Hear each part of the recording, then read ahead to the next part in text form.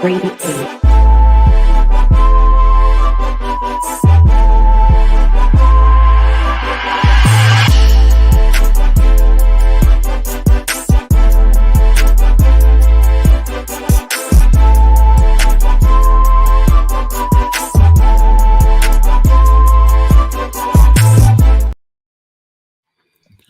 up, everybody? Welcome to another episode of the Pick Six Show. I'm the host, Musa, with my guys, Ty, Clips, and Mike. How's everyone doing today? We good. What up? Word, man. We're going to have a dope episode today. Of course, we're going to cover last week's games in the NFL. We got some hot takes and some good topics we're going to discuss today for this week's games. First things first, man. We're going to get into it right off the bat. Are the Lions the best team in the NFL? Anyone can start. I think easily. They might be the best team in the end. You can go, Ty. I would say easily. Last game pretty much turned this from a question to a statement. I feel when you put up 52 points and your quarterback only has 86 yards passing, how are you not the best team in the NFL? That's a fact. That's a great fair point. enough. Who did they play last week? Tennessee. It don't matter who they play last week. No. We all agree, though, right? Tennessee Titans was one of the better defenses in the league. Fair? They gave up 45 to the Bills the week before. So hey, Mike, you said that one of the better defenses, though, when we did the defensive rankings. So they were. I mean, they're having a little slump, I guess you can say. But I think they might be the best team in the NFC, and I don't even know if I go that far yet because they haven't played one game outside yet. Today is their first game that's not going to be in a dome, and I'm going to pick the Packers today because there's supposedly going to be some weather there. But I see this trend now. Every team that puts up, just like the Ravens, they put up 40 to 50 points back-to-back weeks, and now everyone's talking about they're the best team in the NFL. The one question about the Lions is the same thing as it's been since the championship game last year. Can Dan Campbell manage the game in real time to get them to where they need to be? So nothing's changed on my radar until I see that. And as I said last week too, with when we were talking about the Chiefs and the Ravens, as long as your defense is, if you have a great defense and you have a semi-competent offense, you're going to be able to win in this league. So I think they might be the best team in the NFC, but no, I'm not going to go with them the best team in the NFL. And even if they lose to the Packers today, I still think they're better than the Packers, but I'm not going that far yet. All right. Anyone else? Clips, do you have any thoughts? Do you think the Detroit Lions are the best team in the NFL? So, I mean, like Ty said, last game was definitely a statement game. I'm leaning towards yes, but I'm waiting to see. I gotta see one more game, to be honest. Is there any glaring weaknesses that you guys see that's giving you guys some pushback on why you may give them that title? What do you mean? Is there any weaknesses on their defensive side of the ball, offensive side of the ball, special teams? What is one glaring question mark some of you guys may have that's kind of give you pushback on giving them that title as the best team in football? Well, I know, Mike, you said that yeah, the coaching's my thing in the playoffs. I just want to see how he manages the games. Hey, so what up? So coaching from Mike. Clips, what are some question marks? Do you have any question marks for the team, or you just want to see more? I just want to play. I feel like it's easy to score 52. I'm not saying it's easy to score 52. Damn, they did score 52 points. That I give them that. But is it it's to me when in a football game, if you're getting punched back, I don't think the Titans was able to punch back to make the to where it was like a dogfight and you scored 50. So I feel like after like 20 points, they just rolled over. Like they gave up half of the game. Like now, if you score 52 on a team that is getting the chance to score, getting down the field, but let's say they're not converting or whatever, it's field goals and yada yada yada, then that's different. But like the Titans just never got a groove. So we knew offensively the Titans wasn't gonna do shit against that defense. So it was just more so of the Lions managing the game, and they just happened to put up 52. Okay.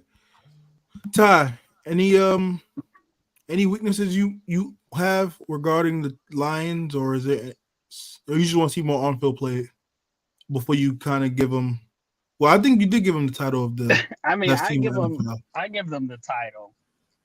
But I understand to Mike's point with Dan Campbell, because I always hated his decisions. But those are kind of the reasons why I say they're the best team in the NFL. Because in my point is Jared Goff under pressure is their weakness. Dan Campbell making ridiculous calls is pretty much their weakness, and they haven't technically dealt with any of that the whole season. So when you eliminate them, they haven't shown any weakness. I gotta say they're the best team in the NFL. I know them weaknesses can come, but till they actually face those weaknesses, we'll probably see it today, due to being outside with Jared Goff. But I just think, 52 points. Yeah, to Clips's point, I mean, it's nothing. It's the Titans. But 52 points, which your offense pretty much not doing anything. They won the game solely based off defense, kick return, punt return. Like they won a game without their offense. We know their offense can beat these bad teams. But I don't know. I feel like they're winning football games, switching it up. It's not the same style that it was last season. That's why I feel like they improved. And I thought they were one of the better teams last season. So if they improve, I got to say they're the best team in the NFL. I could respect that. Yeah. I also agree.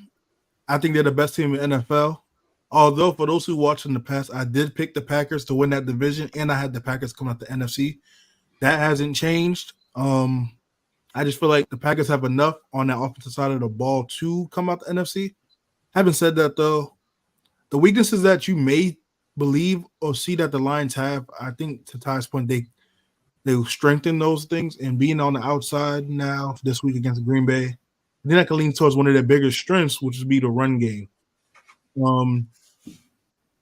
I think Jared Goff, if not Lamar, is MVP of this season so far. You can make the case that it's Goff's MVP to lose, considering that he's playing with a damn near perfect passer rating this season. They lost one game, and as a team, they have shown abilities to play in crunch moments, a la in Minnesota, when they came back and he drove them on that final drive to win that game. So, with all that being said, I believe they're the best team in NFL, but I still don't have them coming out the NFC. Something about that Jordan Love offense, Matt LaFleur, Josh Jacobs, and the boys, I think they're going to be able to steal a game and get hot at the right time. Jordan Love's got to stay healthy, though. He's had, 2 injuries already this year? Yeah, no, that's one of the biggest question marks is Jordan Love. I hope he stays healthy, because they already got Josh Jacobs, but they don't have Dylan, of course, because he's out for the season. So, but that if that defense can click, the sky's the limit for them. I think Green Bay and Detroit can easily be a big time matchup in the playoffs, depending on how seeding goes. Moving on, we're gonna go into some last week games. Any games that you guys want to particularly talk about? I know we just touched base on that route Detroit had against Tennessee, but any other key games that you guys want to touch base on from last week?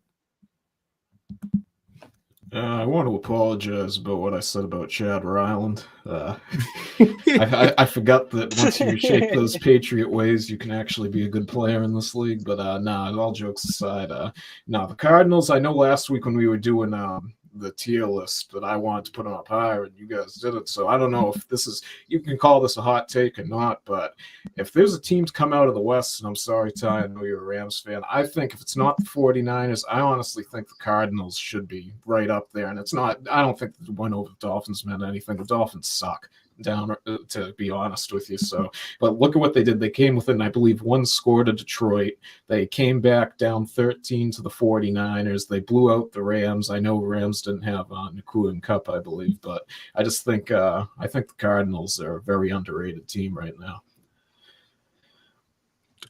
I'm not mad at that. Each year, there's always a team that wins a lot of games they're not supposed to win, but it really comes down to one-score games. And this year, it seems like it's the Arizona Cardinals. I think one of their wins was a blowout. Otherwise, everything was on the field goal, or came down to a field goal. So they're winning in close games, which is good for that team morale and building up that confidence, because a lot of young players on that team that haven't experienced this type of level of play on the football field. So that's good for them moving forward. I'm not mad at the Cardinals take. I personally don't have them coming out that division.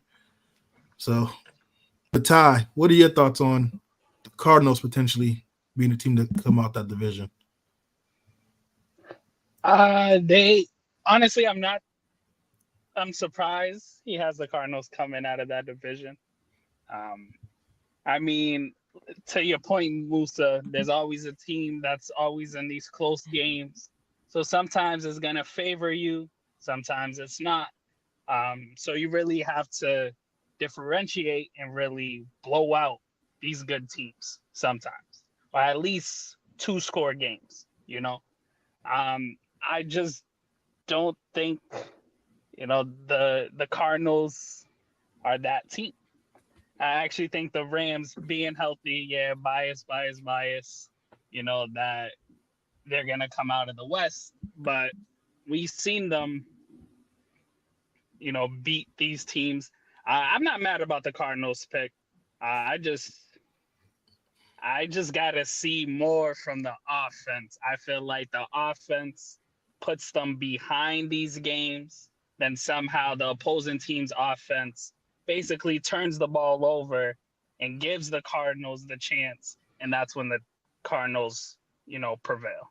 But the offense, to my surprise, if you told me the Cardinals would be 4-4 going into their first 8 games, I'm thinking Marvin Harrison's having the most craziest rookie season. I'm thinking James Conner is back to James Conner, and Kyler Murray is an MVP candidate. And not playing Call of Duty. Yeah, all three of those I just haven't seen. They're winning these games, and this is how you get to the playoffs, So I'm not mad at it. I think the Cardinals are a sleeper. That's the reason why I had them third in the West, where most everyone had them coming in last in the West. I definitely think they were definitely a little better, but there's still a lot to say. Which brings me to my crazy take. I think the Green Bay Packers missed the playoffs. Why? Because the Green Bay Packers, you want to know why? I'm listening. Because what did I tell you guys a couple weeks ago where me and Peso had this conversation? Jordan Love should sit out a couple more games. Don't rush him back. Why? You rush him back and he's going to get hurt again. So they're not even resting him for this game, because I get it. It's a divisional game. It's a primetime game, Right. But on second thought, it's all about your future at the end of the day. And especially with this division being this close, if he misses a couple more games and he's really hurt, they can easily drop those 3 straight games and fall and last in the division. But I think, right now, their division's pretty good, so probably missing the playoffs is kind of a little stretch. But they won't win the division. I think they'll probably sneak in the wild card at least. But I think they should have sat him out more games when he was dealing with that first injury. Let him come back very healthy, because he's been doing his Baker Mayfield impression, getting the touchdowns while also throwing the picks. So it's not only are you not healthy, you're doing these. You're not even. You're turning the ball over. Games, Yeah, you're turning the ball over, and not giving your team the best chance to win. And we have to sit here and look at Malik Willis like, whoo, thank God for Malik Willis. Because if Malik Willis didn't exist, Packers wouldn't be close to the playoffs right now. But, I think it's just one of those things. I get it. But if they really think they're a championship team, then by all means. But I don't think any of us besides you, Musa, think they're a championship team. So I think being healthy is more important than everything else. Well, all the points you just made, I agree. I'm not mad at it at all. You are actually, you and Mike are the only ones that had the Cardinals third in the division. Me and Peso had them last. But yeah, back to the Packers.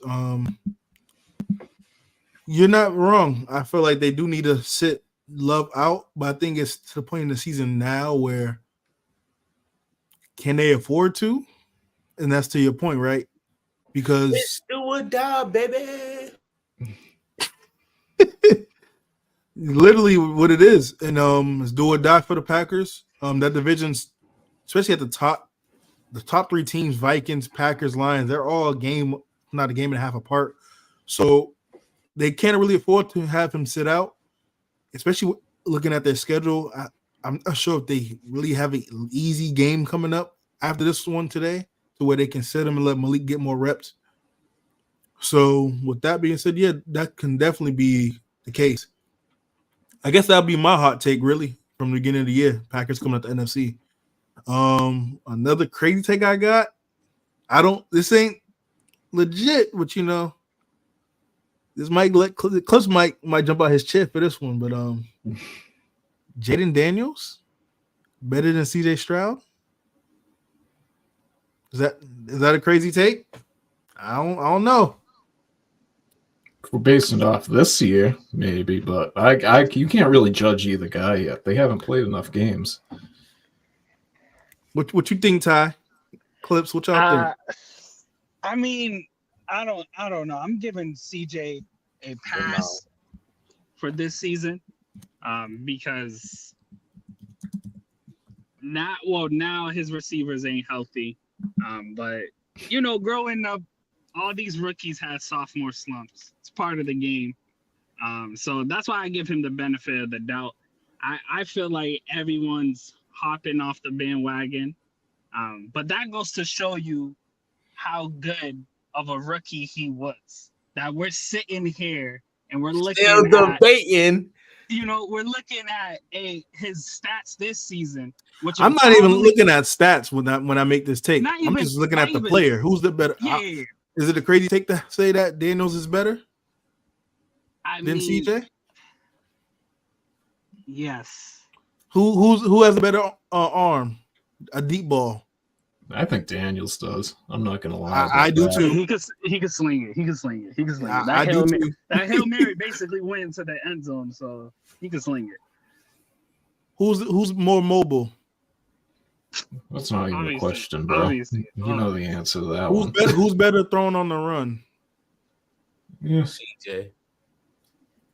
That's a toss-up. It's 50-50. CJ Stroud looked like Anthony Richardson Thursday night. Literally. Yo, who's better at reading? Who's better at reading their progressions and within the pocket? That's another toss-up, just like that's the point I'm trying to make. Like, it's a conversation. It could be a crazy take too, but it's like when you dissect all the skill sets at a quarterback, especially in today's modern game, what you want out of your quarterback, it's kind of like it's a 50-50. Who has better pocket presence? I'm personally gonna say CJ does, but it's because like you guys said, this is his first season in Daniels, but he has great pocket presence from what I've seen so far. I wouldn't say great; he's really good in the pocket. CJ's pocket presence is really, really good. So that's one when I'm looking at that. If you want to go short and intermediate throws, we can do that too. But I feel like when you look at some of the main things, it's kind of like who throws better under duress. I might give that one to CJ, but I just as I said before, I think it's too early to judge either one of these guys yet. Because look at Mac Jones, for example. After the first few games, like I don't want you bringing up Mac Jones. No, just hear me out. That's a good point, though. It's a good point. No, yeah, because when it is. I went to his. I was at Gillette when he had his first start there, and I saw him warming up on the sidelines with Horn. I'm like, this guy's an NFL quarterback. Like his arm's just so weak, and then I see him putting up the numbers. I'm like, okay, maybe he's got it between the ears where he can make it work. And I don't know if Belichick ruined him because we all know what happened there, but I'm curious. I hope he gets another chance because I want to see if he really is what he was last year, what he was originally. But they thought in New England they found the next Tom Brady for a while there, and he was playing good. But that's why I just think we need a bigger body of work before we can judge either one of these guys. That's a fair point. I just have PTSD when you mentioned Mac Jones and what my Patriots done. Although we did beat those Jets last week, so I'm not sure, as I should have picked them initially. But Clips, I know you was about to start saying, "Are we seriously having this conversation?" So I want to hear your thoughts. Remember, it's a crazy take. I know. Is it a crazy take to have Jayden Daniels over CJ Stroud? No, I mean, off of this season, the way that we're seeing Jayden play, then no, because again, he's having the same effect CJ had last year, like the young quarterback coming into the shitty team, and in the first season, you can see the lights and the glitz, the glamour that the numbers they're putting up, how they're winning games. The team is rallied around him, defense and offense. You can literally see it. The organization's changing. So I'm not gonna say it's a crazy take, but I still just have CJ Stroud personally better. I think he's up overall better quarterback decision making, things of that nature. We seen him go against tougher teams last season, and he pulled those games out without a Stephon Diggs. And things like that, where he brought Nico Collins and Tank Dell and them boys into the limelight in the first season, in his first season. So I'm not necessarily saying it's a crazy take, but it's not. It's a good conversation. I still got Houston coming out of the AFC. Yep, they gotta make it out. And again. And I was gonna say they gotta be healthy, but again, I'm not even looking at their stats this year because that can, when we look at stats for players, it can be very, very iffy depending on situation, yada yada. I'm just looking at this player for player, looking at just watching them play, what they provide for their team, what their skill set is, who's the better player. So with that being the case, that's why I said it's not really crazy take to have Jayden over CJ. But no, those are valid points though, Clips. You got any other crazy takes? I don't think that's a crazy take having Houston come out the AFC. One thing on that though with the South is now that the Colts have benched Anthony Richardson with Flacco, that's here we go. We got to take another look at the Colts. The Texans, I think they'll be once Nico Collins gets back, they're a completely different team and they'll be just fine. But let's say, God forbid, he comes back and gets injured another 2 games in, the Colts could take that division now that he's been benched. I know the Colts defense isn't great, but there's another thing I wanted to ask the panel too, what you guys think. So we know in the previous years, there's teams that go to 1-5, 2-5, 2-6. That at least one of them will end up making the playoffs, and especially this year in the AFC with how mid the AFC is, there's going to be a team that's in the depths of hell right now that's going to make the playoffs. Do you guys have any predictions personally who you think might come out of those teams that got at least 2 games under 500 right now. That will come out and make the playoffs. Yeah, wild card division either way, depending. Clips, Ty, I'll let you guys do the honors. Any teams under 500 or at least 500 that you can see? Joe Shiesty and them boys. The Bengals. Yeah. Okay, that's a good one. Yeah, I got my pick, but I'm interested to see what Ty says first. I don't know. I mean, looking at the teams 2 games under 500, I think It's not many. If the Jets play how they played in that second half against Houston the rest of the season, they can definitely squeeze in. But I don't know. It's not many teams. I already told you guys I think the Rams are coming out of the West, so there's not many If you guys haven't noticed by his picture by now, that's no surprise for those watching. Yeah, I would say between the Jets and the Bengals, but I actually think Zach Taylor is gonna ruin Cincinnati's season, and he'll be fired at the end of the season. That's my semi-hot take. Yeah. So I think the easier choice would be the Jets, right? Considering the situation that's going on, the rest of their schedule, and now that they beat a depleted Houston team. But for them, that could be a jump start, regardless of who was on the field. A team that I'm thinking of, they're not under 500 yet, but I don't believe they'll be above 500 for much longer. The Denver Broncos. I think the Broncos can be another team that can make it and have a sub 500 record. The AFC West in general probably will have a team with that. I'm also thinking about the Chargers, who are currently 4-3. I think they could probably be sub 500, if not hit the 500 mark and make the playoffs. A dark horse team, I'm just thinking off the top of my head, who's in a similar situation like the Jets, but I don't know their schedule, so this is a crazy take. Cleveland.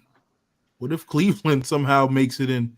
Jameis can go on a run and just throw the ball and get Njoku and the crew some rhythm, and they start winning games, because we know that defense can be better than what it is and has been this season.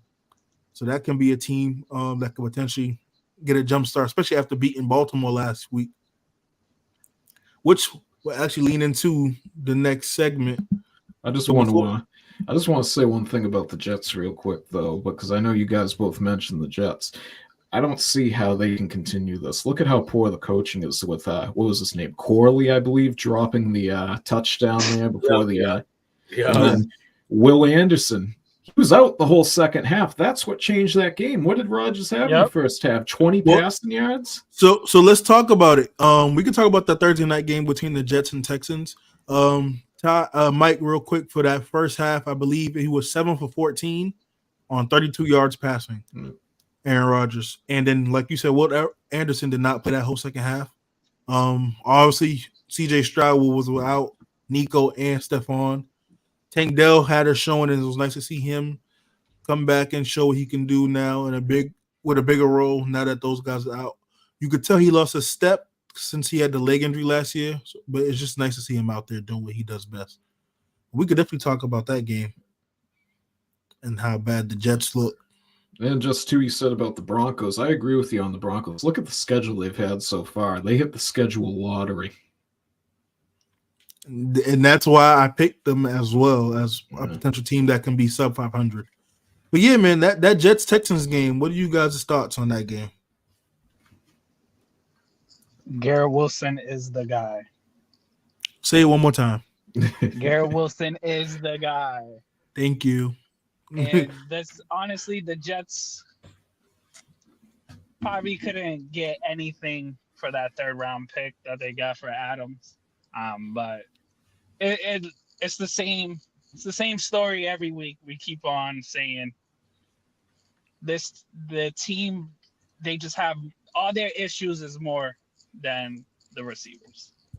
And it comes down to discipline. You had Corley drop a ball before the end zone, which I still don't understand how you do it.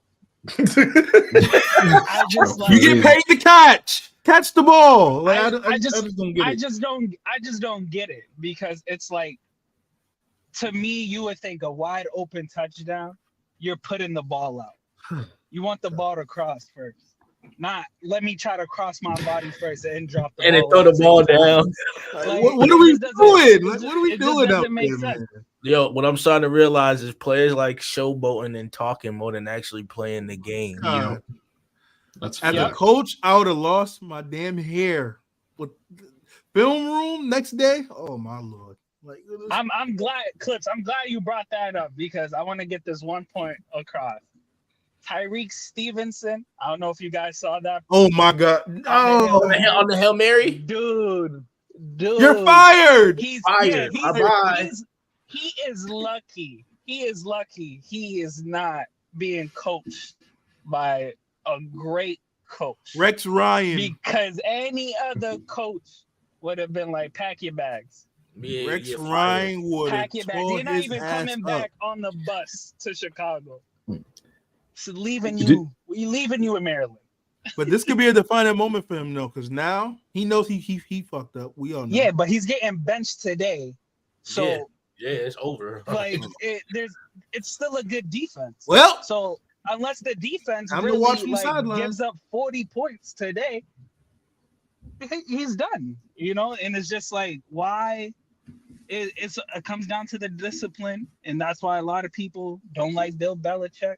But at the end of the day, you got to discipline your football team, and that's probably what got Robert Saleh fired. He was trying to discipline these guys. You can even see it on the defense. As soon Robert Saleh left, this defense got worse. Yeah, yep. And they just added Hassan Oh. Reddick. So how does that make sense? yeah. The scary thing is, too, with that Bears play, did you see Caleb Williams on the sideline trying to coach up the defense? He's trying to tell them to get back. So Matt Eberflus is supposed to be this great defensive guy and runs this great defense. He doesn't even know to tell them that. And that should be an alarming right there as well. So actually, they actually go over this play all the time in off-season training and spring training. Mm-hmm. They go over this play, the Hail Mary play, how you're supposed to swat the ball down. So what makes this worse? What makes it worse? Stevenson, who was sitting there talking to the fan, is the one who's supposed to be there to swat the ball down. So his mistake literally gave up the touchdown because his job in that play was to cover this ball where Noah Brown was at, and he didn't. But he didn't because he was too focused on the crowd. The game wasn't over yet. That jump So is crazy. it's good. Obviously, it's going to come back down to the coaching, to what you just said, Mike, because obviously you're supposed to have your players prepared and be ready on the field, which sucks because it's one thing if he misses the assignment and he was locked in on the play. It's another when you miss the assignment and you're sitting here worried about everything but the game. Hear me right? out. You know he got his ass whooped in the locker room. they ain't go Facebook Live for that one. Nah, hell no. But yeah, that I guess we were just already on the topic, man. That game, Caleb looked pretty solid. Jaden McDaniels had the play of plays. I think that probably stamped him for Rookie of the Year, which is unfortunate because if Stevenson doesn't have that hiccup, it's a bigger conversation now about him and Caleb for who can get that award. But other than that debacle, what was some of you guys' thoughts on that game? First off, I don't think Caleb looks solid. What did he have? 60, Yeah, 70 passing yards going into the fourth quarter? I just want to get out of here. I try to be nice and not put all the blame on Stevenson, but he was solid nice. in the last like 6 minutes. That's about it. Of the game. He had a good drive. No, for sure. I feel like they got to find ways on offense to get that ball to DJ Moore. Like get him more touches, get him in motion. Man, not comfortable. Keenan Allen Keenan Allen has lost a step and he's getting older, which we know he's getting older is the true part, or he just still not healthy. But something doesn't look right. Even in the games he played so far this season, not just talk about the game against Washington, he doesn't look like the same. Something's off. So I feel like he might not be fully healthy yet. And we know no one's really healthy at this point in the season, but for him to come in off an injury and still be dealing with nagging ones is unfortunate. DeAndre Swift needs to get the ball more. There ain't nothing else I can say about that when it comes to the run game. I like their running back group last week, I think, as well. Definitely. I think it was him. Yep. But yeah. I actually think that honestly, for the Chicago Bears, I don't even think Keenan Allen. I don't even think he's hurt. I think the problem is literally just the play calling and the coaching. How it was for them last year. And this is what everyone said was the major focus on improvement throughout the season, the off season last year. And what they went to go do was just to get a quarterback and replace. They blamed it all on Justin Fields. And now look, they're winning games. The defense looks good, but the offense is still a question mark. To your point, stagnant. Yeah, but if the Chicago Bears don't finish at least winning 10 plus games, he's gonna get fired because this team you built around should be a 10 plus win team, but it's not. Yep, and I think it just comes down to the coaching because all the receivers look a shell of themselves. DJ Moore, Roma. Oh, don't get me started on that. Like they all look like they don't know what's going on. And like I don't want to say Caleb hasn't been looking great, but what if what if the coach is actually holding him back? You know, and that's always something running in my head. Hear me out. Rex Ryan, head coach for the Bears. Ryan is never coming back to coach. We know he's not, but Rex Ryan hear me out. Him being a defensive minded coach and that defense already being what it is now. You add Rex Ryan on that, you get an established offensive coordinator. I know he ain't coming back, but like a Eric Bieniemy type of offensive coordinator.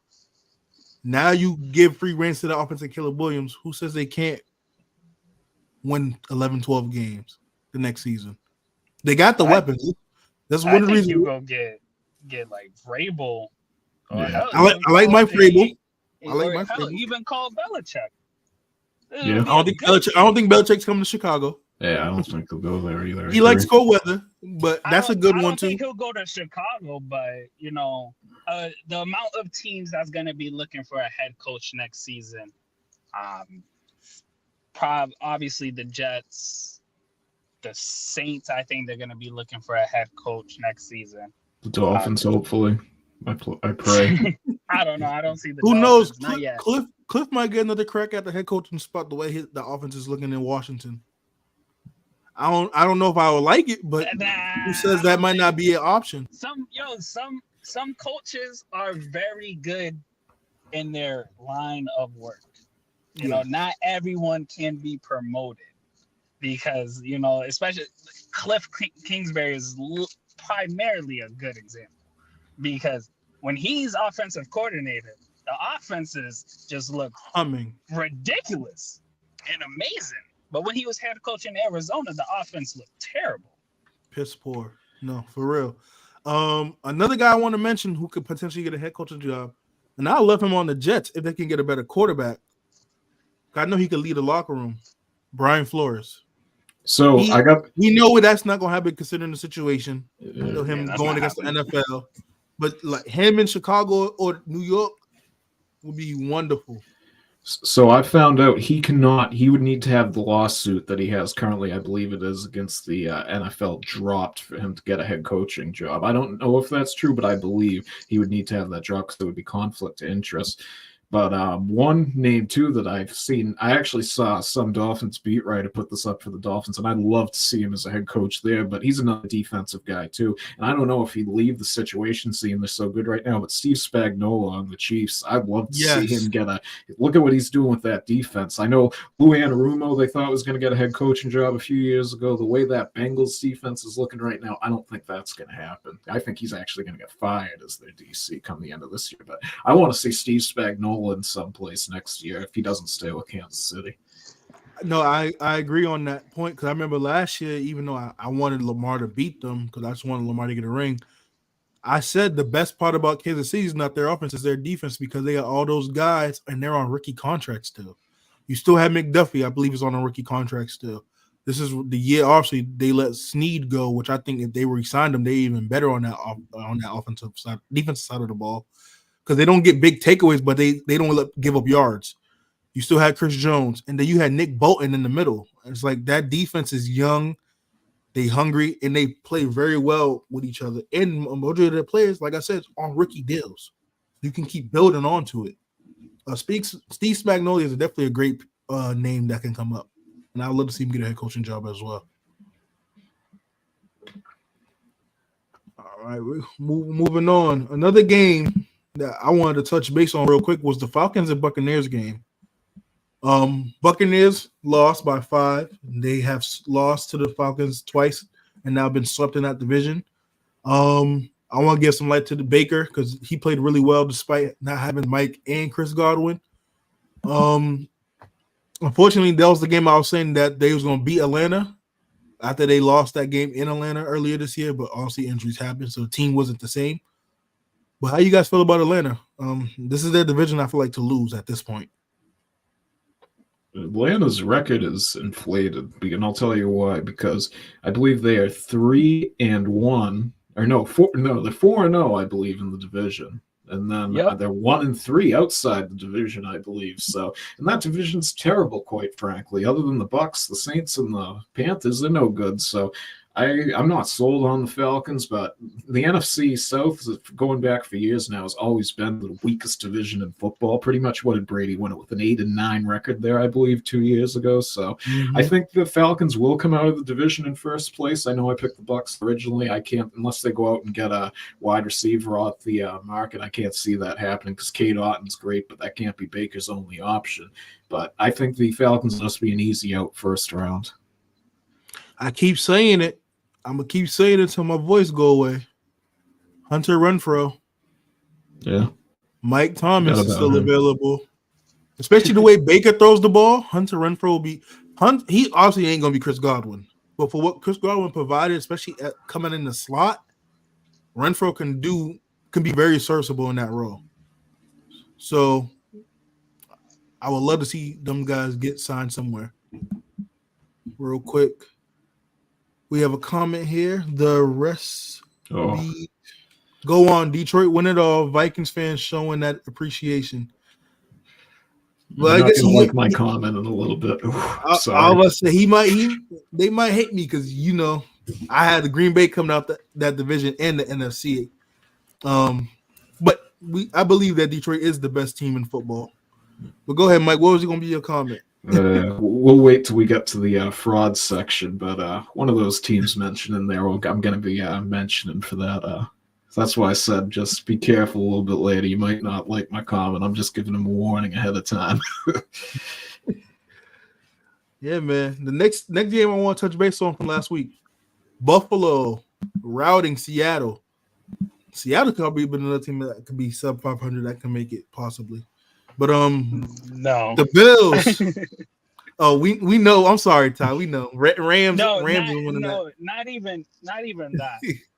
I've watched that Bills Seattle game, and honestly, that was a waste of my time because good answer, bro. I've never. It's literally this one sequence summed up the whole game. It was 2nd and goal. Keon Coleman. Second and goal. Seattle had the ball.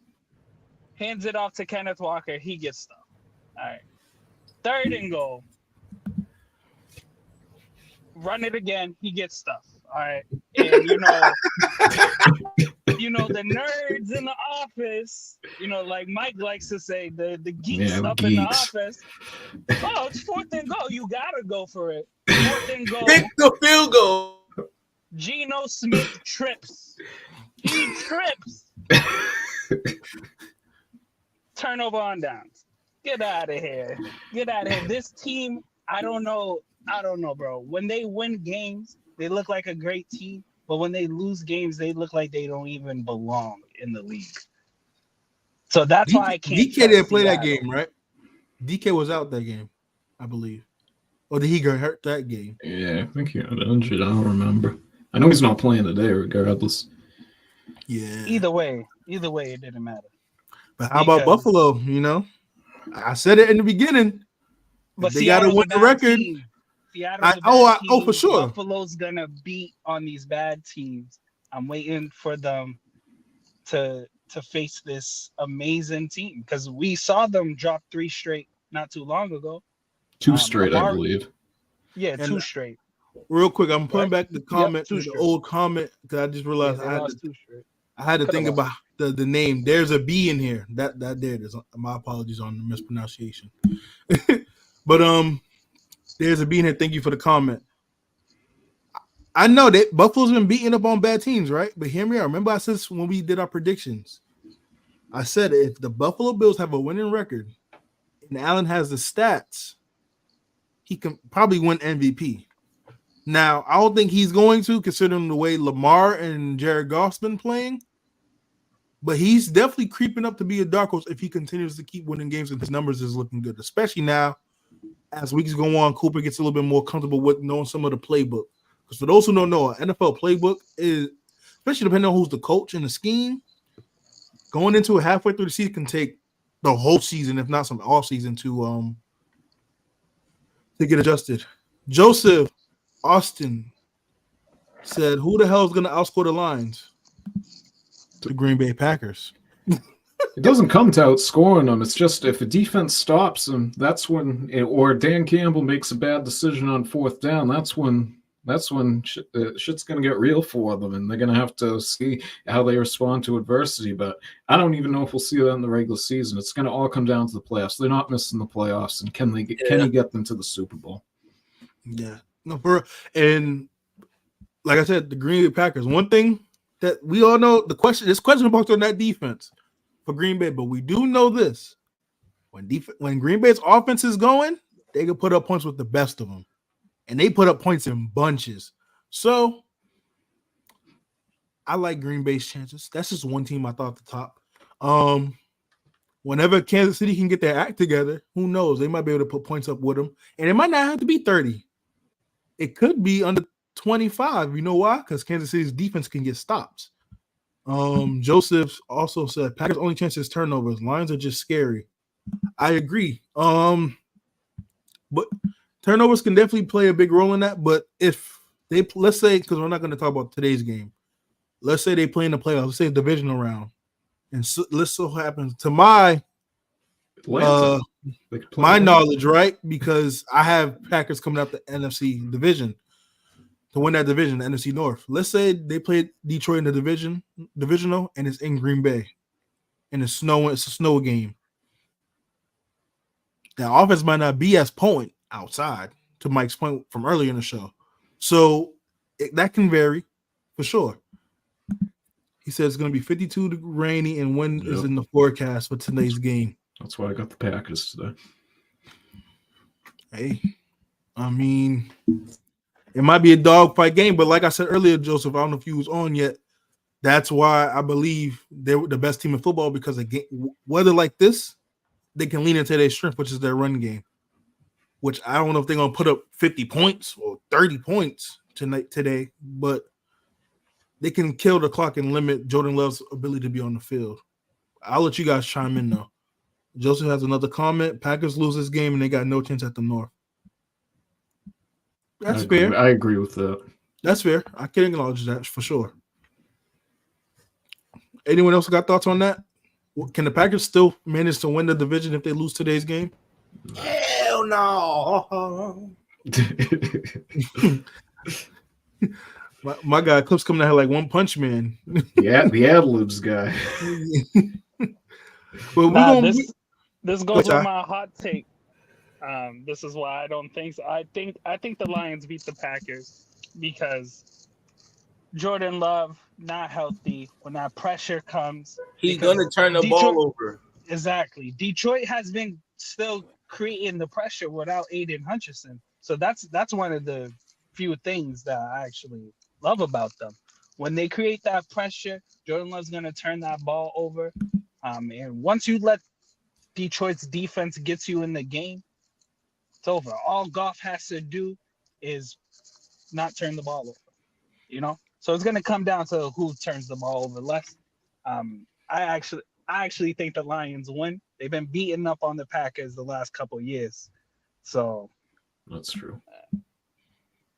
Yeah. The Lions run game does travel, Joseph. I agree, which is one of the reasons why we all agreed that they, for the most part, they will have a better chance, if not being the best team in the NFL, or they already are. It's because of that run game. Goff under center this season has been outstanding. Yes, he's having almost a damn near perfect QBR quarterback rating. But he hasn't had good games outside recently. And that's one of the big question marks some of us had on here. Can he consistently do this now outside, out the dome? And people forget how good Goff is. I mean, he was a number one pick for a reason, right? We all know that draft wasn't the most strongest when it comes to that position. But now it's time for him to right those wrongs. Joseph, again, if there was a running back built for a nasty field, it's Montgomery. He's a mother. Yep, I agree. That's why I said that running back group between him and Gibbs is lightning and thunder. Yo, go ahead, Clips. No, I was just gonna say David Montgomery. Yeah, he's a dog, man. I was mad that when he was on Chicago, they didn't give him no real run like that. Like he's one of them ones. I think he could be a top running back soon. If in years to come, if he keeps progressing, obviously. For sure, Mike. Because I know you initially mentioned this first regarding the Jared Goff having been playing well outside of the dome. Is there like a recent game you want to touch on that? One that sticks out to me in my mind was, I believe it was in Chicago last year. I don't know if they won that game or if it was close. And then at Lambeau, I know last year they played a Thursday night. I believe it was in week 2 or week 3, and they won in Green Bay last year. But I know there was at least 1 or 2 games last year, and as I said, I think they still beat Chicago. But it's just this numbers aren't the same when they play inside to outside. Yeah, I know the Dolphins are dead. They're gonna lose by 20 or 30 points today, bro. I'm not. Nobody, you and Mike are on the same accord. Yeah. Nobody. Hey, if it gets McDaniel out of a job today, I hope they lose by 50. I'm not gonna sit here and lie. That's crazy. Everyone watching, man, make sure you like and subscribe to the channel, man. Tell a friend to tell a friend. If you haven't known already, Mike is probably one of the few Dolphins fans who's very, very honest, and sometimes can go over the line. He meant that game. I think he's referring to the game you just spoke about, Mike. But he also had another comment. Birthday game had nothing to do with Jared Goff not playing well because it was outdoors. It was because we were missing like 2 of our key offensive linemen, which is also the reason we lost the Packers. So yeah, he's referring to the game you saw about last year. We'll see today. As I said, I think anything the Lions do now, it doesn't matter. It's all of when they get into the playoffs, because they're not missing the playoffs. That's just not going to happen. So it depends on as long as Dan Campbell can manage the game well. I think it's their conference to lose. And Key also said, and then that's not enough. If that's the only game you can remember, or you have to think so hard on, like you guys have. I'm not doing that, bro. I'm not creating any narrative. It's been out there. Some of you are bad with that narrative. I'm not doing the whole narrative thing, bro. And if it's a narrative, then hopefully Goff can prove us or whoever else agrees wrong. We're gonna move on though. We have the next topic. Are the Ravens fool's gold?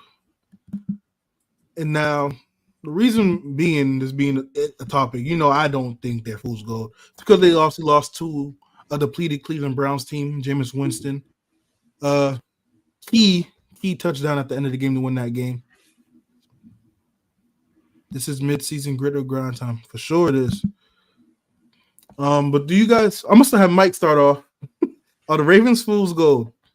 Not fool's gold to me because I never thought they were gold to begin with. It's like I know last week I said while Lamar has such a good record against the NFC, is these guys with the defense, they rarely have to plan for him, so they have not gone against him in the past. And I know you said, Musa, you didn't think that was too big a deal, but I think it is, and because that's why we look at the Steelers have always had good success at regular season against Lamar. They beat him twice in the regular season, but they lost to him in the playoffs.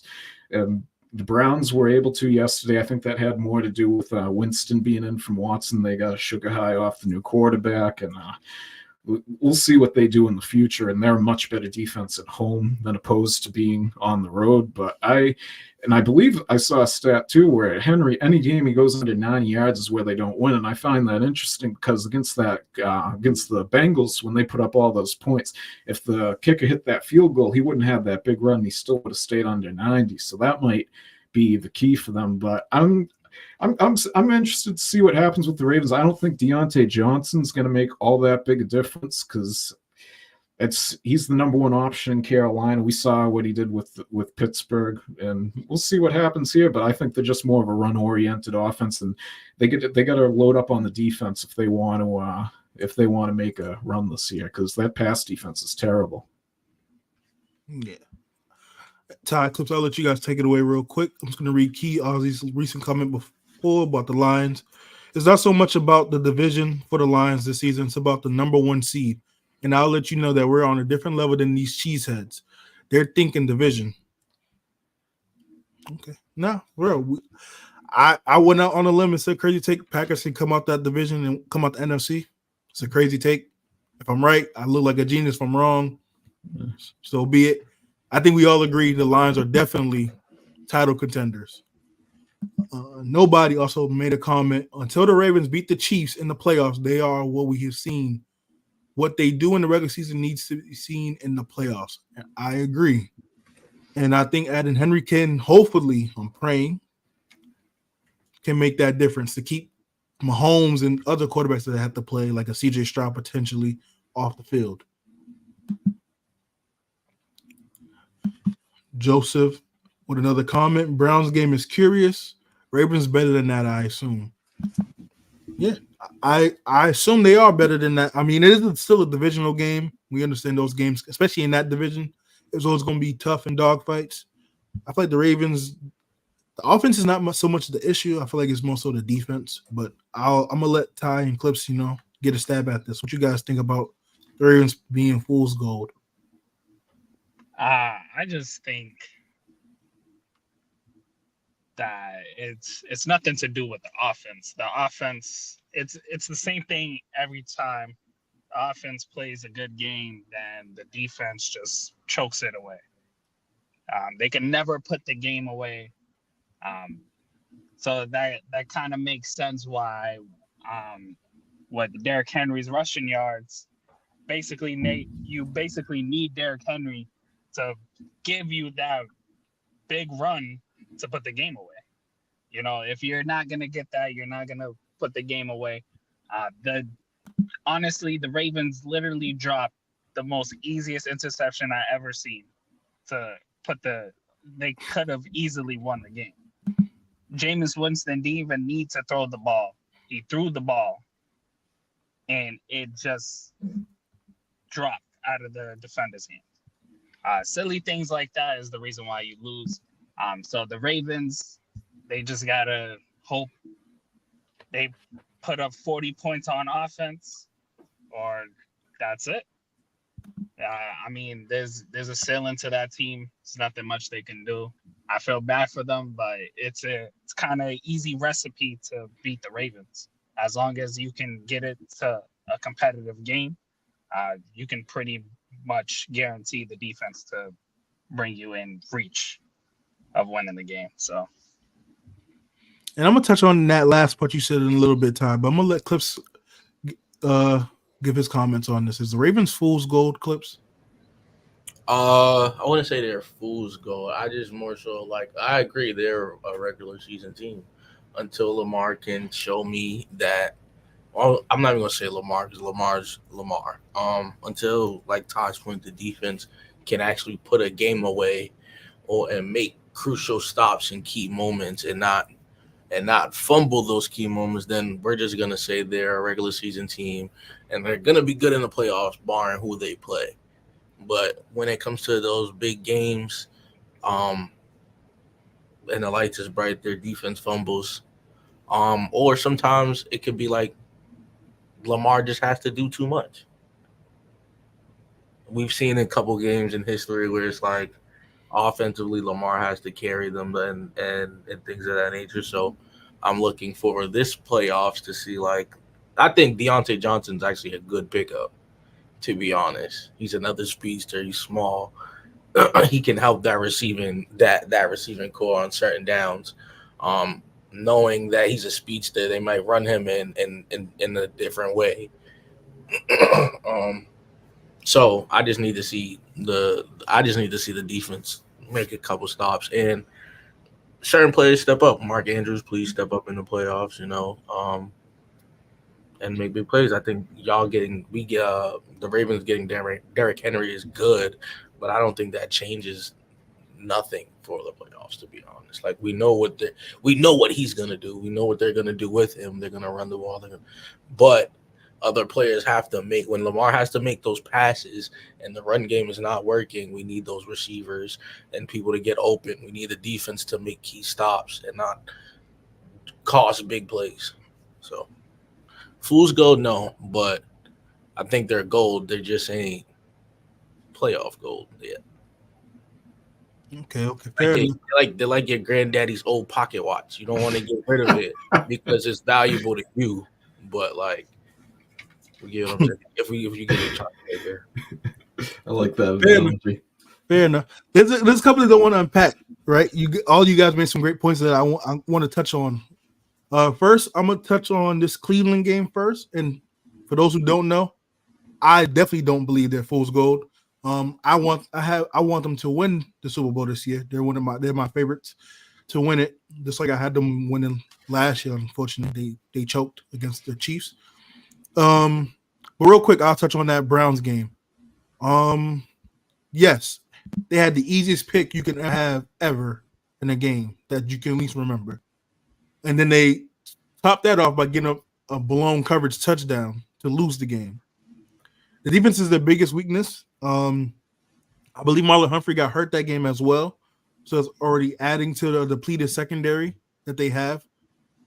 One of the biggest issues for me in that game against the Browns was they didn't run the ball enough.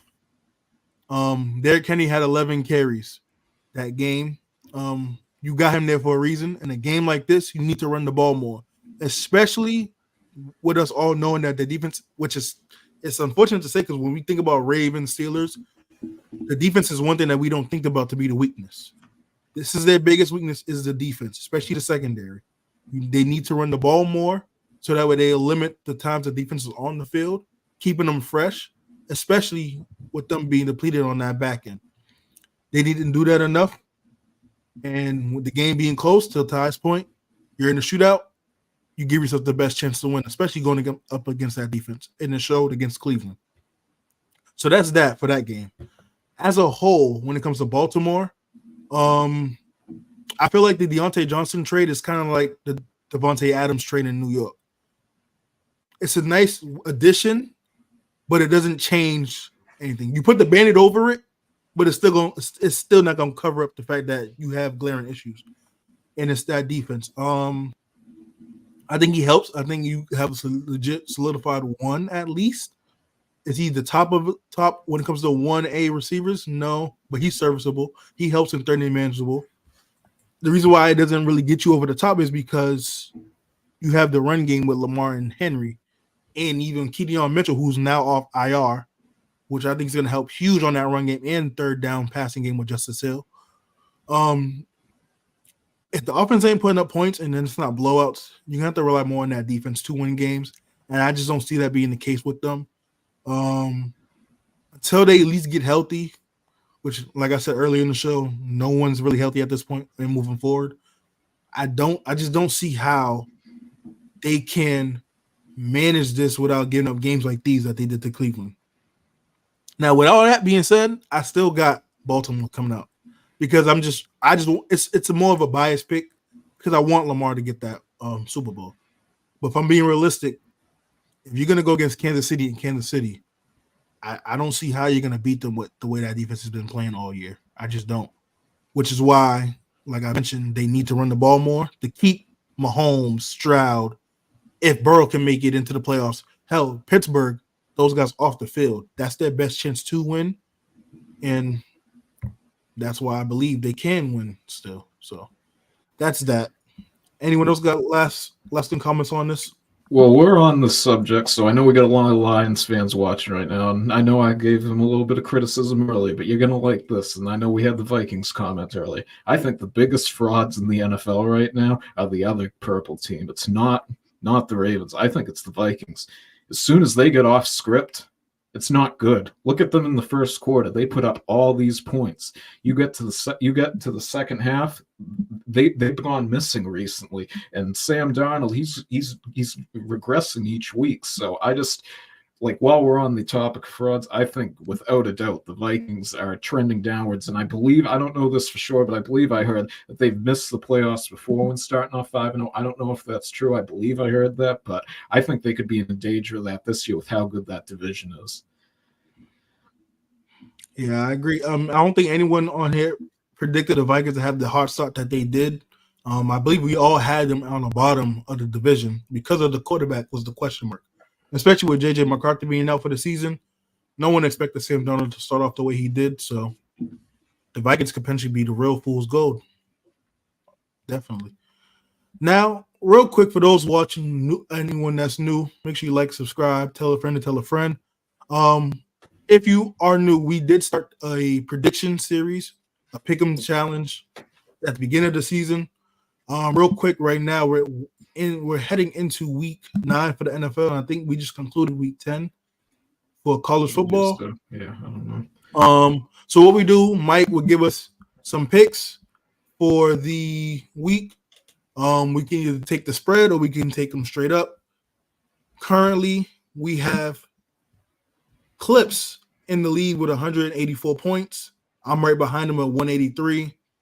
We have Mike at 150. We have Ty at 160. Mike at 159. And then we have Peso at 141. So we're going towards the end of the show. So real quick, we're going to go over the picks for today's game and the Monday night game. Mike, you can take it away. So first game we got is Dolphins at the Bills. Bills are -6.5. Peso has the Bills straight up, and I got the Bills -6.5. I think this game's going to be a slaughter. Go ahead, Ty. I got the Dolphins +6.5. Wow. This is in Miami, right? No, this is in Buffalo. It's in Buffalo. Buffalo. I know Tua's coming back, but he played last week, so I couldn't tell. I think this is the game he shows up. I'll go Dolphins straight up. Wow. Mile Market, thank you, man. We appreciate the sub. Yeah. Appreciate the love. I'm gonna go Bills straight up. I think they sweep. I think the Dolphins are one of the softest teams in the NFL, and I think it stems from coaching, the head coach on down. But that's just my personal opinion. Next game we got is Musa's favorite team, the Broncos at the Ravens. The Ravens are -9. Peso has the Ravens -9, and I have the Broncos straight up. I'm going to take a chance here. Once again, the Browns treated me well last week. I'm going to see if the Broncos can do the same this week. I got Ravens straight up. What are we doing here, Mike? Really? Y'all beat me last week when I picked the Browns, and look what happened. Because Jameis Winston knows how to be a quarterback. You're picking a team. Hold on, for those who don't know, Yeah, Mike is going against. He's going with a team that he don't even believe in their quarterback. I don't. He don't believe in Bo Nix, and I don't think that Denver defense is going to limit the Ravens offense to under 25. So with that being said, I got Ravens straight up. Is Patrick Surtain coming back this game? I didn't get the chance to check because he was back last week, I think. Oh, he came back last week? Yeah, I think you had a pick against Bryce Young. Well, that makes sense. I got he was Baltimore still out. straight up. Who'd you say, Ty? My bad, I didn't hear you. Baltimore. Baltimore. All right. Straight up. All right. Next game, we got another one of Moose's favorite teams. The Commanders -3.5 at the Giants. Me, Peso, and myself both have the Commanders straight up. Commander straight up. That Giants game's gonna be tough. We know it's a week removed, but I think he's still dealing with the rib injury with Jaden Daniels. Yeah, I know how I feel about the Giants defense. Let me make sure I clarify that. Just the defense. They got the DPOY on their team and Dexter Lawrence. I'm gonna take the Commanders straight up, but I think it's gonna be a closer game than people think. I got Commanders -3.5. Mm-hmm.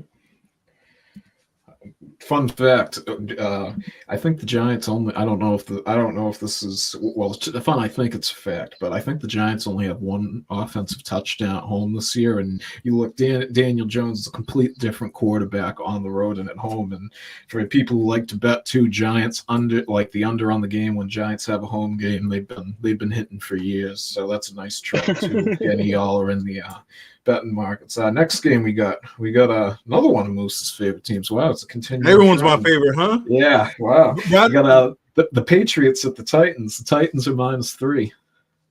I got Patriots minus. I got Patriots +3. As Will Levis ain't playing, right? Mason Rudolph. Yes, Mason Rudolph is playing. I'm gonna go Titans straight up. All right. Oh, I forgot to say, me and Peso both have Titans -3. Sorry about that. Real quick, Surtain did play last week. I didn't watch. That was one of the games I didn't watch. When I seen Broncos Panthers, I'm like, yeah, next. I'm not. And anytime I'll look at the highlights, but that was one game I just was not trying to watch. Who'd you want to? I got Titans straight up. All right. Drake May is playing today too. If anyone was watching, was wondering. We got next game. We got the Raiders at the Bengals. Bengals are -7. Peso has the Bengals -7. I have the Bengals straight up. I got the Bengals straight up. Right. Same. Bengals straight up. Yeah, I got Bengals straight up. All right. Next Did anyone game, forget it was daylight savings? Because I surely. Oh, I sure didn't. It was nice to sleep for an extra hour this morning. Facts. I felt much better coming on this morning. But next game we got is the fake America's team, as some people would say on here, the Cowgirls. Clips, what are they? The Dallas what? Them cowgirls, them pom-pom holders, man. At Peso's Falcons, and the Falcons are -3.5. Peso has the Falcons straight up. I got the Cowboys straight up. Ezekiel Elliott is benched today, I guess, because he's had some tardiness issues showing up to practice and stuff. If anyone out there watching is betting on this game at all. I got. Is Micah still out? Him and Lawrence? Yes, I don't know about. I think Lawrence is, but I know Micah is out for sure. I want to pick the Cowboys, but I'm torn. This is like it's like asking how you want to die. 1,000 cuts or 1,000 I got stones. Falcons straight up. All right. I just don't know who to pick on this. Atlanta's home? Yep. Yeah, I'm gonna go Falcons. I got Cowgirls straight up. All right.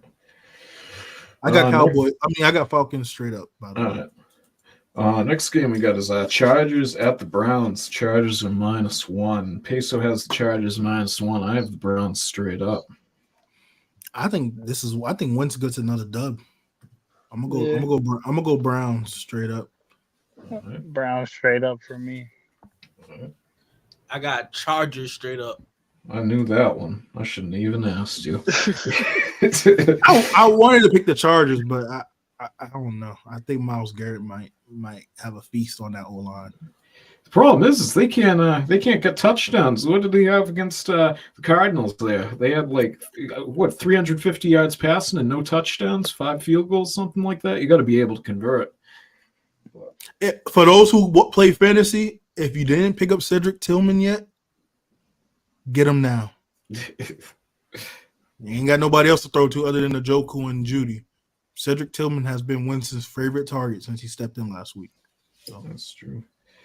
All right, next game, we got a game. Unless you're a fan of these two teams, you probably don't want to watch.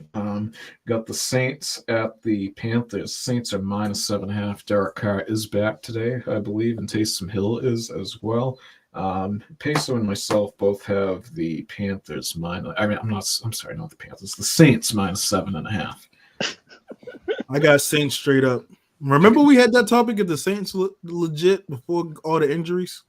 I told you they were the Panthers of 2021. I said it right on there. It's crazy how life turns. I got the Panthers +7.5. Wow. You believe in Bryce Young, huh? No, I just think the Saints suck. No, I'm not going to argue with that. The Aints. Who you got, Clips? I know. You don't want to pick either one of these teams. I thought he was about to do the Legion of Doom real quick. I thought he was about to hit a what a rush for a second. Hold on now. Thought Thought we was on a wrestling podcast for a second. this game is the worst game of the week. I'm gonna have to go Saints. I'm gonna go Saints -7. Hear me out. They might put up a lot of points because they're so bad on defense with all the injuries, especially New Orleans with all the injuries. So who knows?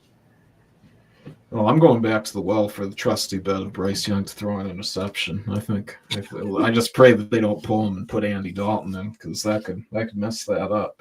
But next game we got is speaking of wrestling, we got Tony Khan's family's team, the Jaguars at the Eagles. The Eagles are -7.5. Peso has Jaguars the Eagles straight up. Eagles straight up. That's what I got the Jaguars straight up. I got Eagles straight up. Philly's offense is starting to get healthy. They're gonna put up 30. Let me not go 30. They're gonna put up at least 20 plus. Who'd you want, Clips? You said Eagles? Jacksonville looked good. Yeah, I got Eagles. What was that time? I got Eagles straight up. Jacksonville looked good last week against Green They Bay. did. They did look good. I'll give them that. Definitely did. You want Eagles straight up, Musa? Yep. Eagles straight up. Sounds good. All right. Next game we got is Bears at Cardinals. Cardinals are -1.5. Peso has the Bears +1.5, and I have the Cardinals -1.5. I think it's going to be really tough for them to bounce back. This might be one of the better games last week. I got Cardinals straight up. This might be one of the better games to watch this week. It might be low scoring, but I'm gonna go Bears straight up. All right. Yeah, I'm going Bears straight up too. All right. Okay. For all the Lions fans watching, so I know we've had a few on today, and this is probably one of the games of the week. And got the Lions at the Packers. Lions are -2.5. Peso has the Lions -2.5. I have the Packers straight up. I was going to say, you think my narrative is bad? Let's see what happens today. I could be wrong. It's a cold weather game. I got the Lions boys straight up. All right. I want to pick the Lions, but if I'm going to be consistent with my take from the beginning of the show, beginning when we first started the show with the predictions, with the Packers coming out in that division in the NFC, I'm going to go Packers straight up. All right. Hopefully Love can stay healthy this game. Yep. I expect Detroit to win, but I'm going with the Green Bay Packers. If that makes sense. Yeah, I was going to say, what the hell? Because I just honestly, what we talked about, I think Joe Love's going to get hurt, and that's what's going to mess up my pick. Yeah, fair enough. I'm not wishing injury on nobody though. No, I know. I got what you're saying. Who'd you want, Ty? Detroit. Give me Detroit straight up. All right. Okay, next game we got is Ty's Rams at the Seahawks. Rams are -1.5. Peso. And we both have the Rams -1.5. And Ty, I know I wanted to get your take on this as well. I've seen one guy that Sean McVay respects immensely, and he was actually like, whoa, that guy's coming to my division is Mike McDonald. And that's another reason why the Ravens defense isn't the same, because he was there. How do you think I think McVay is going to go above and beyond today to try to outcoach him after that reaction, but I just want to see your opinion on who'd you want, Musa? Seattle straight up. All right. I'm trolling, Ty. I got the Rams. I got the Rams. You got the Rams? Oh, all right. Yeah, Nah, I just wanted to troll. I completely agree. The only thing that sticks out to me, Mike, is Seattle actually hasn't been playing well at home. So that's the biggest thing. You know, if they were playing good on the road, I would be worried. You know, because I got that's the Rams thing straight up, right? with McVay. He loses to these coaches because he tries to he overthinks too much. He tries to be the Bill Belichick's of the average coaches, but then he ends up doing the most dumbest things and costing them the game. But I actually, yeah, I got the Rams -1.5. All right. Clips picked the Rams also. I think he Yep. picked them straight up. Yep, I heard him. Okay, we got the Sunday night game. We got Colts with new Joe Flacco named the starter, and we got the Vikings -5. Pace goes Vikings -5. I got the Colts straight up, as I said earlier. I think the Vikings they're on fraud alert, and until proven otherwise, I think of them that way. And another thing too, well, after we get the picks into this game, do we think Anthony Richardson's gonna be playing again for the Colts ever? Yes. Yes. I think he will. But I will say this before we get everyone else to start on that Richardson question. This can go two ways tonight. This could be one of the most entertaining Sunday night games because they're gonna just put up points, or this can be one of the most dreadful games to watch. So I'm very torn when it comes to this game. Why is this a Sunday night game? I don't know why, but Ty, you go ahead. I got the Colts. All right. I got Vikings straight up. All right. Is Anthony Richardson going to play again? I'm gonna go Vikings with the points. All right. Clips, Anthony Richardson. Go ahead, Ty. Anthony Richardson playing again? It's kind of, I don't know. I don't think he's gonna play for the Colts. I feel like they should trade him. Send him to Carolina. But I can see at the end of the day, the only problem, like, to be completely honest, I don't even blame Anthony Richardson a lot because, like, we already knew he didn't get the starts Yeah, in college. Like, Preach. this is Come on. like, this I'm is listening. like overall, he's played less than 20 games in his, like, football career, if you want to technically call it. It honestly, the biggest problem was the Colts taking him that high. I ain't got them. That was on them. So the reason why, like, so you put yourself in like a Carolina situation. We took this quarterback so high. He's not there yet. Still needs more development. Like, what do? You gotta trade him, but then it's like you don't want to. No team wants to admit they reached in the draft and they wasted a top 5 draft pick. No team wants to admit that. So I think they eventually will start him because Flacco's old anyways, So we've seen Joe Flacco in the past couple of years. He looks great, but then there's sometimes it just, complete 180. It's just the opposite. And he started looking like the Joe Flacco we seen when he was losing his job to Lamar Jackson. Yeah, I don't blame them for taking Richardson high. My problem with them is you know what you was getting out of him when you took him that high, coming out of Florida. Sit him. That's the problem with everybody can't be Jaden Daniels. Everybody can't be CJ Stroud. To a certain extent, everyone can't be Caleb. These quarterbacks need to sit and learn the offense and learn how to play the game, watch the game. It slows down when you start to learn how to read defenses. Okay, this is what you're doing against this defense. This is who should be the hot route, et cetera, right? I believe you should just play Flacco for the rest of the season and let Richardson sit and learn. And if Flacco wants to play again, re-sign him or go get another vet. But Richardson needs to learn and watch the game slow down. The problem is, right, he has to play and get these reps. So they screwed up by letting him play early. because he banged up his shoulder. So now he has to sit more, and then he regresses more too. If you think about it, because all season he's going through rehab. He's not really getting reps with some of his receivers and learning the offense. So he's even a bigger setback. So it's unfortunate. I think he can be really good in this league. He has the talent to be a top 10 quarterback. I'm gonna say it again. He has the talent. Some people gonna hear that and run with it like, oh, he thinks he's no. Talent is one thing. Production is another. So talent-wise, yes, he could be a top 10 quarterback in the league because he can run with the best of them. He's strong. He got size like Cam Newton as far as height and weight. And we know he can throw the ball down the field. He could throw 50, 60 yards. Easy. So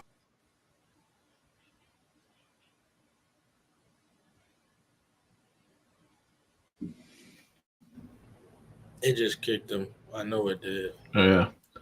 Yeah, I didn't know if that was on my end or not. So, yeah, I was going to say, I agree with all of Musa's points. I think he's got all the talent in the world, and I want to see I think he has a future if he can get get everything worked out, and I think they should just bench him for the rest of the year and then reevaluate him next year. What do you think, Clips? Yeah, bench him. Anthony Richardson, to everybody's point, he hasn't played a lot of games of football in general. So it still amazes me how he even in college he didn't play a lot of games, right? It still amazes me that, like to Todd's point, the coach took him that high. He even made the league to be in. Like, I don't think he should have even went out in the draft knowing you didn't play that much games. Like, teams are going off potential, but then they want to throw the potential out there when the potential doesn't know what the NFL is like. The NFL is a gruesome game. It's a more strategic chess match game. And when you're a top pick coming into the league, a lot of coaches game plan for you. Some don't, but you get what I'm saying? It's harder for you to pick up the game, especially not playing a lot in college. So I feel like they should either bench him, or I feel like, me personally, trade him. I'm not gonna. I would like him in Carolina or a situation like the Titans or something like that. A team that needs a quarterback. He can sit him for the rest of the year and then trade him, so that way he can use this season. I need for him to get healthy. So use the rest of the season to get healthy. Trade him next season and go into the next season learning a new playbook and trying to figure it out. He can be a number one somewhere.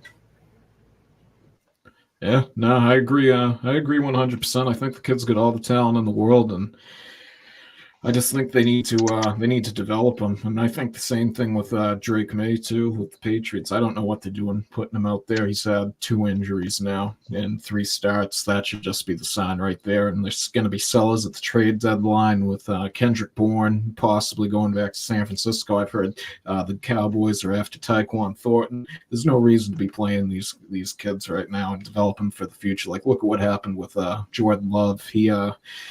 He didn't look good in his first start against the Chiefs. They had him sit behind Rodgers, and he's turned out to be pretty good. So pretty good, yeah. Besides the turnovers, but that comes to game. Yeah, that's just a style of play with some guys, though. I know Ty says it all the time about Baker Mayfield, and like Jameis Winston's like that, and it's sort of like a Tampa Bay thing ever since Winston Fitzpatrick have been there. They have gunslingers, so you can be successful being a gunslinger in this league with interceptions, but you need to get the points and the yards on top of it. But before Moose gets back, we'll pick the last game here.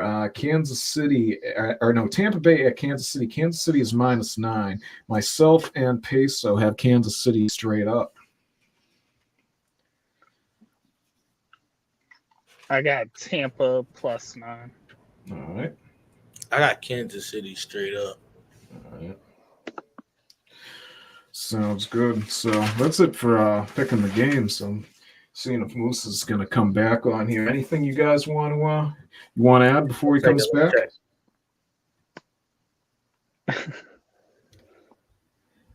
No, no. Yeah, no, because I don't know, just some things going into today. Definitely to look for. I think will be see how Minnesota responds to open the game. Got the Rams. So Ty, if Rams win today, you think You think that's going to propel them, or if they lose today to Seattle, you still think they got a chance at the NFC West? I mean, with the standings right now, I think they're in prime position. So I think win or lose, they should be fine. Their schedule is not that tough, and you still have the second meeting between the Cardinals and the 49ers to look forward to. So if you beat if you beat the 49ers, you swept them in the division. Or if you beat the Cardinals, you split and it comes down to conference. So I believe the Seattle game is kind of a must win. But I just don't think Seattle's a good team, honestly. Like, I was more afraid of the Rams going into that Minnesota game than I am this week, to be honest. Because even if they lose to Seattle, they face your Dolphins next, then they face the Patriots. Yep, so Monday Night Football, I saw that. So if anything, if they beat Seattle, that they can easily hold the lead for the division for a couple weeks. Yeah, no, I agree, and I think that was a big win last week, and we'll see what happens today. And I know Musa's not going to be able to get back on, seeing his computer died. So I believe we are doing an episode this Wednesday. I don't know exactly what topics we are covering yet.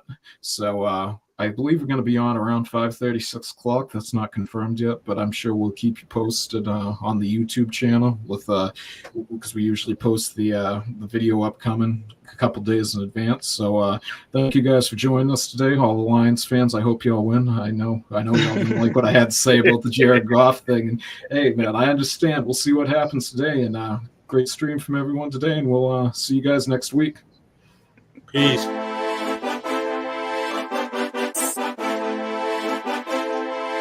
Gravy Tea.